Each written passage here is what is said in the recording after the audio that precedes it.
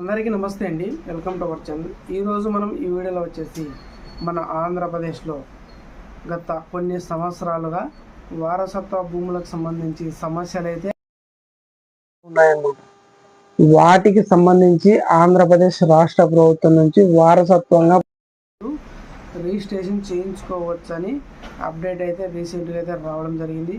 అసలు వారసత్వం భూములు కింద ఏ రకాల భూములు వస్తాయి, అలాగే వారసత్వ భూములు ఫ్యామిలీలో ఎవరైనా రిజిస్ట్రేషన్ చేయించుకోవచ్చా, ఈ భూములు రిజిస్ట్రేషన్ చేయించుకోవడానికి కావాల్సిన డాక్యుమెంట్స్ ఏంటివి, ఎక్కడ దరఖాస్తు చేసుకోవాలి, ఈ రిజిస్ట్రేషన్ చేయించుకోవడానికి ఫీజు అనేది ఎంత చెల్లించాలి, భూమి విలువ 10 లక్షలు ఉంటే ఎంత చెల్లించాలి, భూమి విలువ 1 ఎకరా 10 లక్షల రూపాయలు ఉంటే ఎంత ఫీజు అనేది చెల్లించాలి, ఈ వారసత్వ భూములకు సంబంధించి పూర్తి ఇన్ఫర్మేషన్ని పూర్తి సమాచారాన్ని మనము ఈరోజు ఈ వీడియోలో క్లారిటీగా అయితే ఇన్ఫర్మేషన్ తెలుసుకుందాం. దయచేసి మీరు ఈ వీడియోని ఎక్కడ స్కిప్ చేయకుండా చివరి వరకు చూడండి. మీకు కూడా అప్డేట్ ఏంటి అనేది క్లారిటీగా అర్థమవుతుంది. అలాగే మీకు ఈ వీడియో నచ్చినట్లయితే ఖచ్చితంగా ఈ వీడియోను ఒక లైక్ అనేది చేయండి. మీరు లైక్ చేయడం వల్ల ఈ ఇన్ఫర్మేషన్ అనేది చాలామందికి రీచ్ అయ్యే అవకాశం ఉంది. మీరు లైక్ చేయడం వల్ల నాకు కూడా మోటివేషన్గా ఉంటుంది. తప్పకుండా మన యొక్క వీడియోను ఖచ్చితంగా లైక్ చేయండి. అలాగే చాలామంది అయితే వీడియోస్ చూస్తున్నారు కానీ లైక్ చేయడం మాత్రం మర్చిపోతున్నారు. మర్చిపోకుండా మన యొక్క యూట్యూబ్ ఛానల్ వచ్చేసి తెలుగు సోషల్ అవేర్నెస్ అండి. మన ఛానల్లో జెన్యూన్ ఇన్ఫర్మేషనే పోస్ట్ చేయడం జరుగుతుంది కాబట్టి ఖచ్చితంగా వీడియోని అయితే లైక్ చేయండి. ఇంకా మనం వివరాల్లోకి వచ్చినట్లయితే మన ఆంధ్రప్రదేశ్లో ఇది రైతులకు గుడ్ న్యూస్ అని చెప్పవచ్చు. ఎందుకంటే గత కొన్ని సంవత్సరాల నుంచి వారసత్వంగా వస్తున్న భూములపై చాలా కాలంగా పెండింగ్లో ఉన్నాయన్నమాట. ఎందుకంటే ఇవి రిజిస్ట్రేషన్కి అనుమతి లేవు. అలాంటిది 100 రూపాయల స్టాంపుతో, అంటే భూమి విలువ 10 లక్షలు ఉంటే 100 రూపాయల స్టాంపుతో, అలాగే భూమి విలువ 10 లక్షలపై ఉంటే 1000 రూపాయల స్టాంపుతో రిజిస్ట్రేషన్ చేయించుకోవచ్చని రీసెంట్గా అయితే రాష్ట్ర ప్రభుత్వం నుంచి అప్డేట్ అయితే రావడం జరిగింది. అలాగే వారసులందరూ ఖచ్చితంగా పరస్పరంగా అధికారంతోనే ఇది రిజిస్ట్రేషన్ అయితే చేయించుకోవాలి. ఎందుకంటే అందరూ ఒకటే మాట మీద నిలబడి వారసులు, ఆ భూమికి సంబంధించిన వారు ఎవరైతే చనిపోయి ఉంటారో ఆ మరణించిన వ్యక్తి తర్వాత ఆ వారసులు ఎవరైతే వస్తారో అందరి సహకారంతో ఆ వ్యక్తిపై రిజిస్ట్రేషన్ చేయించుకోవచ్చు అన్నమాట. అలాగే ఈ నిర్ణయం వల్ల వారసత్వ భూములపై బదిలీ సులభంగా జరుగుతుందన్నమాట. భూ వివాదాలు అనేది తగ్గడం అవకాశం అయితే ఉందన్నమాట. అంటే ఎక్కువగా భూ వివాదాలు ఉండవన్నమాట. ఇది వచ్చేసి సాధారణంగా అమ్మకానికి లేదా కొనుగోలుకి రిజిస్ట్రేషన్ కాదండి. ఇది వారసత్వ భూముల కోసం మాత్రమే రిజిస్ట్రేషన్ అయితే జరుగుతుందన్నమాట. దీనికి వచ్చేసి కావాల్సిన డాక్యుమెంట్స్ ఏంటివి అంటే, దీనికి మరణించిన వ్యక్తి ఎవరైతే ఉంటారో ఆ మరణించిన వ్యక్తికి సంబంధించి కావాల్సిన డాక్యుమెంట్స్ ఏంటివి అంటే, మరణించిన వ్యక్తి ఎవరైతే ఉంటారో ఆ వ్యక్తికి సంబంధించి మరణ ధృవీకరణ పత్రం అనేది కావాలి. అలాగే చట్టబద్ధమైన వారసుల వివరాలు లేదా అవసరమైన లింకు డాక్యుమెంట్ అంటే ఫ్యామిలీ సర్టిఫికేట్ అనేది కావాలి. అలాగే చనిపోయిన వ్యక్తి ఆధార్ కార్డ్ అనేది కావాలి.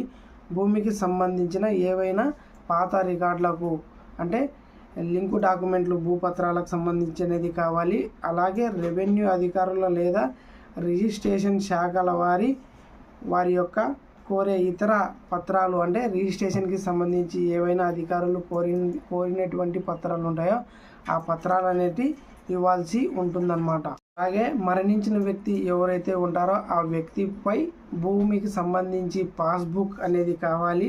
అలాగే 1B అడంగల్ లేదా సంబంధిత భూ రికార్డులు కూడా కావాలి. అలాగే ఎక్కడ దరఖాస్తు చేసుకోవాలి అంటే సంబంధిత సబ్ రిజిస్ట్రేషన్ కార్యాలయం ద్వారా, అలాగే ప్రభుత్వం సూచించిన విధంగా గ్రామ వార్డు సచివాలయ ద్వారా సేవలు అందుబాటులో ఉండడం జరుగుతుందన్నమాట. అక్కడ కూడా దరఖాస్తు చేసుకోవచ్చు. అంటే సబ్ రిజిస్టర్ కార్యాలయంలో కూడా ఈ సేవలు అనేది ప్రారంభించడం జరిగింది, లేదా మీ యొక్క గ్రామ వార్డు సచివాలయంలో కూడా ఈ సేవలు అనేది స్టార్ట్ చేయడం జరిగింది. అలాగే ఈ వారసత్వం భూములకు సంబంధించి రైతులకు కలిగే యొక్క ప్రయోజనాలు ఏంటి అంటే, రిజిస్ట్రేషన్ ఖర్చు భారీగా తగ్గుతుందన్నమాట. అలాగే వారసుల పేర్లకు భూమి త్వరగా మార్చడం జరుగుతుందన్నమాట. అలాగే భవిష్యత్తులో కుటుంబ వివాదాలకు తగ్గే అవకాశాలు కూడా ఉన్నాయన్నమాట. అంటే భూ వివాదాలకు కూడా తగ్గే అవకాశం అయితే ఉందన్నమాట.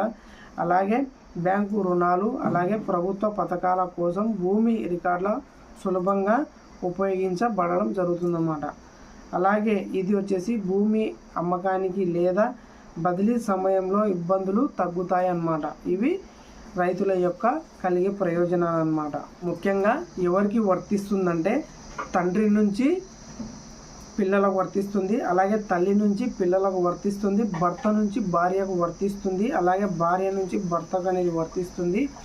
చట్టబద్ధమైన ఇతర వారసులకు మాత్రమే వర్తిస్తుందన్నమాట. అంటే ఇంటి వారసులు ఎవరైతే ఉంటారో వాళ్ళకు మట్టుకే ఇది వారసత్వ భూములకు వర్తిస్తుంది. ఎవరైతే వారసత్వ భూములు కలిగి ఉంటాయో వాళ్ళు ఖచ్చితంగా రిజిస్ట్రేషన్ చేయించుకోవడానికి ఇది మంచి అవకాశంగా అని చెప్పుకోవచ్చు. ఈ అవకాశాన్ని ప్రతి ఒక్కరూ వినియోగించుకోవాలని ఈ వీడియో ద్వారా మీకు తెలియజేయడం జరుగుతుంది.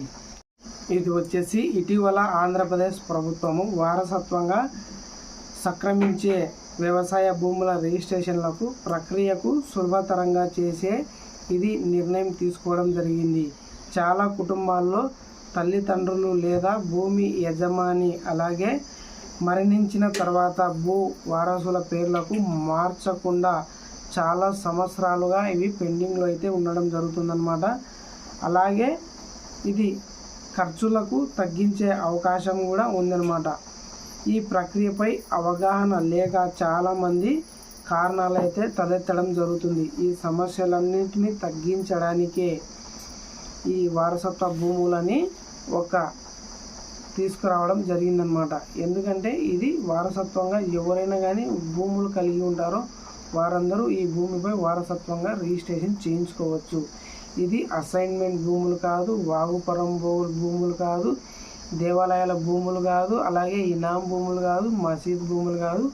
ఇవి ఓన్లీ వారసత్వ భూములకు సంబంధించి, అంటే మీ ఇంట్లో ఎవరైనా వారసత్వంగా భూములు చేసుకున్నటువంటి ఎవరైనా వ్యక్తులు ఉంటారో వాళ్ళకి పట్టా ఉండి కూడా వాళ్ళ పేర్ల మీదకి మార్చడానికి అవకాశం లేకపోనందున ఆ ఇంటికి సంబంధించి ఆ ఇంటి వారసులకు సంబంధించి వారి పేర్ల మీదకి మార్చడానికే ఈ వారసత్వ భూములను అంటారనమాట. ఇది ఏ కేటగిరీ కింద రావండి. దీనికి ఒరిజినల్ పట్టాల్లోనే మరణించిన వ్యక్తి నుండి ఇతర ఇంటి వారసుల వ్యక్తి పేర్ల మీదకి మార్చడానికే వారసత్వ భూములు అంటారు.